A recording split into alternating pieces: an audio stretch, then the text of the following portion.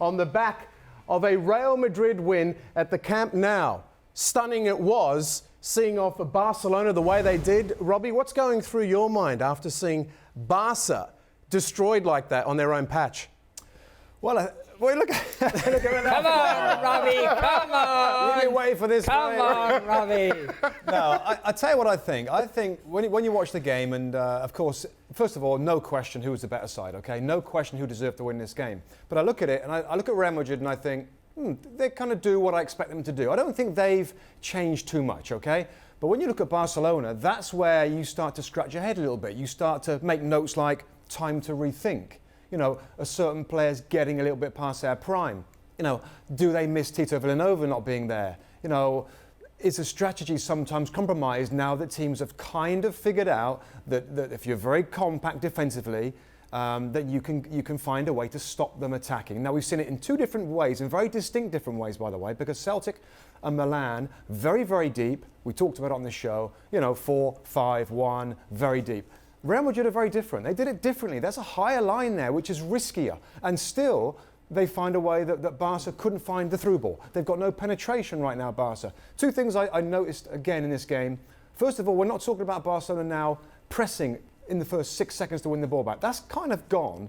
And also the penetration part. You know, how many times did we see, you know, Messi sliding balls through to runners? Nobody was running in behind. Everything was in front of Real Madrid, and they're kind of used to it. And we all know what they're going to do on the counter-attack, Shaka, with Ronaldo and everybody else. They did it very, very well.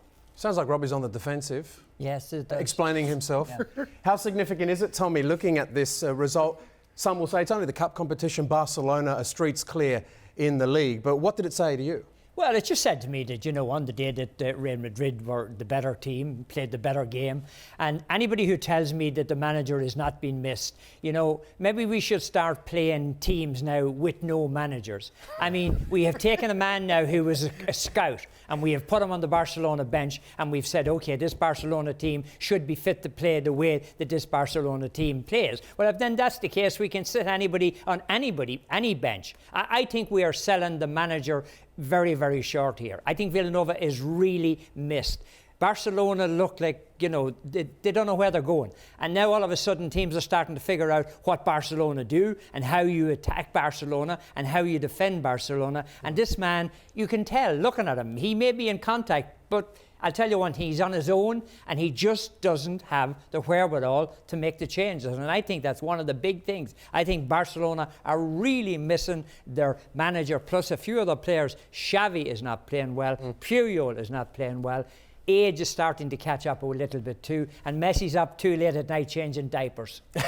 Of course, it's not only the Copa del Rey, is it? Because there was a similar performance, if you like, in the Champions League against AC Milan. And elaborating on the point that Robbie and Tommy raised here, Shaka, the absence of Tito Vilanova, is that a convenient excuse or is there more to that? No, I think there's more to it. I've always been a big proponent that the manager is really the leader of the team. And if he's not on the bench, certainly not in the stadium for one reason or another, I think it takes away from that. And to say otherwise, I think, is doing the role of the head coach, the manager, however you want to term it, a real disservice. And I think it showed.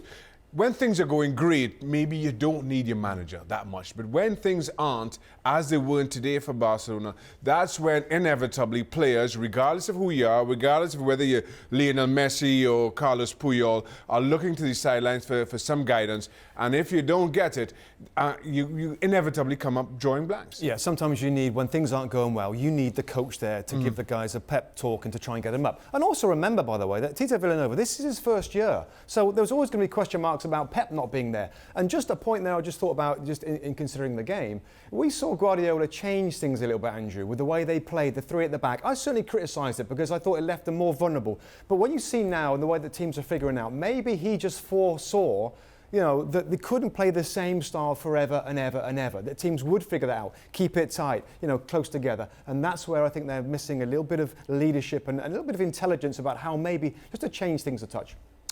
Sergio Ramos basking in the glow of this big win for Real Madrid, said this about their star man, Cristiano Ronaldo. He's the best in the world and he shows it during these games. You can't take that away from him.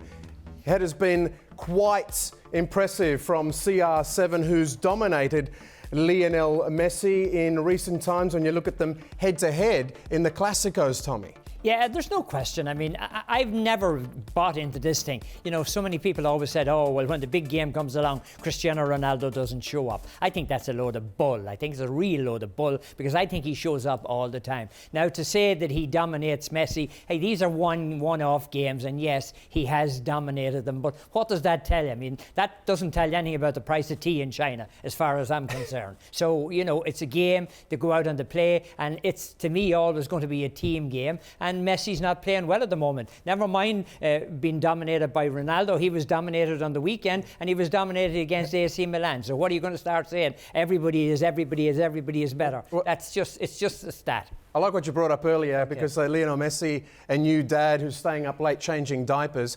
Well, maybe there's something in that. Who knows? In the sense that Messi has been struggling, but if you look at how teams have been preparing for him, what is it? Our Spanish friends say la jaula, the bird cage, that they've trapped Barca's star in some way. Do you think it's been this focus on taking him out of the game which has brought results?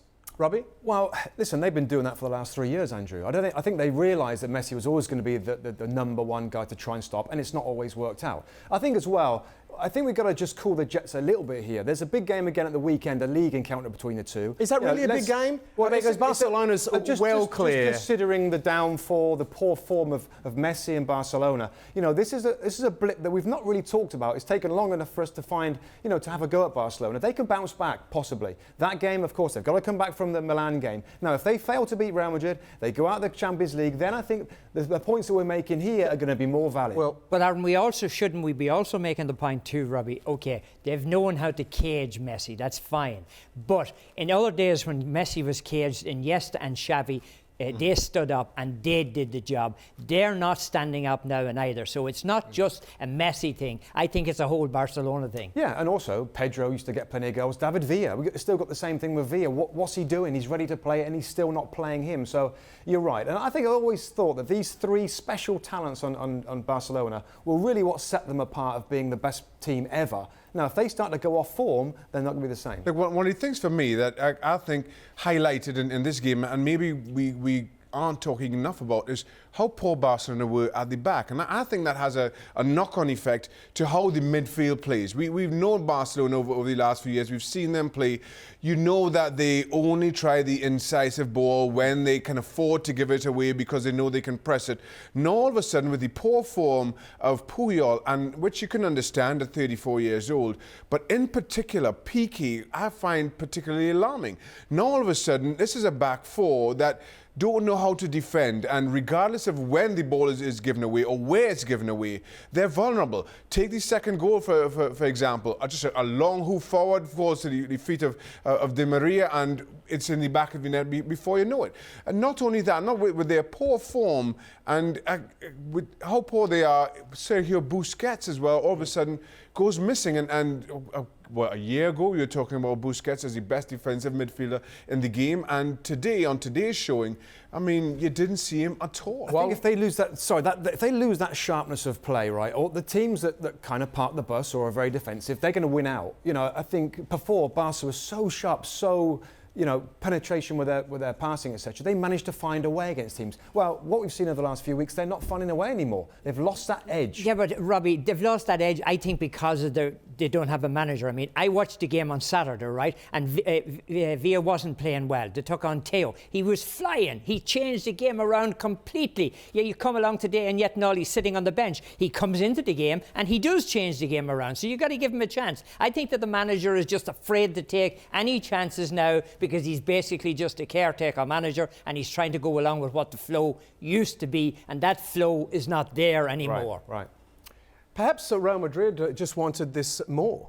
Is that possible in the sense that the league has gone for them? They can almost afford to rotate this weekend at home, rest some key players as they prepare next Tuesday to face Manchester United in the return leg of the Champions League. So it came at the right time for them with Barcelona wounded and Real Madrid obviously finding some form. Are they good right now in the sense where you can see them going on from here and doing some good things? Yeah, I mean, obviously, somebody asked me today on Twitter, what does this do for Real Madrid against Manchester United? I don't think it does anything for them. Maybe it gives them a little bit of confidence, but they still got to go out and play United. I mean, this was a game, this is a one-off game. Saturday's game could be the complete opposite. I mean, Barcelona could come out and dominate. That's the way Real Madrid and Barcelona are. And if you think anything otherwise, you're not thinking straight. So I just think that, yes, it's a great confidence booster. Yes, they're playing well. Ronaldo's playing well. Manchester United fans are so happy for Ronaldo, but now they are so scared of him because they think that he's going to go to Old Trafford and beat them. The big question wasn't it, with Real Madrid, could they turn it on again like a switch, okay? And I think when you look at the players, I always thought it was always potentially they could do that. I think they could get more of a boost, Tommy, than you think. I think that's a real confidence booster. The mindset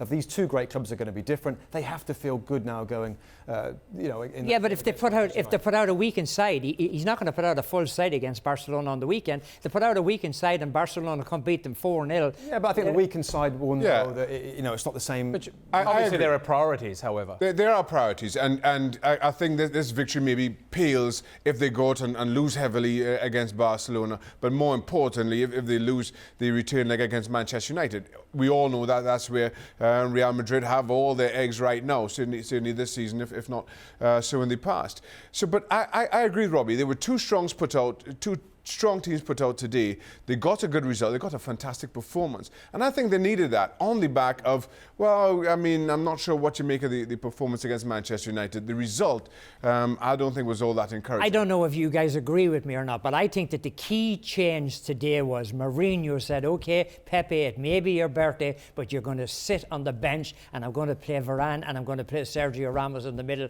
And the two of them played unbelievable stuff. I thought Sergio Ramos was outstanding today. And we saw Rafael Varane get another goal, and interesting to see the celebration with Jose Mourinho. Maybe things are finally picking up at Real Madrid. We did ask our viewers who they think right now is the best team in the world with reference to Barcelona. A simple yes or no. And Barcelona, 75% no longer believe that the current Spanish league leaders are the ones. Bayern Munich stocks are clearly rising, according to all the reaction we've been receiving, Tommy.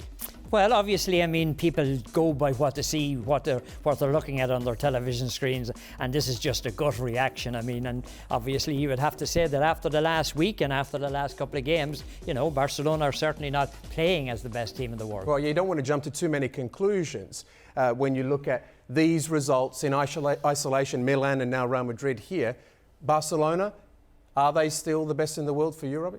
Not on current form, no, absolutely not. I think variety of reasons and teams have figured them out. This has happened before. I mean, they could argue that in an open game of football, they probably could beat all the other teams. But we don't see that with Barca right now. We see teams packing it in and hitting them on their counter-attack, which is working.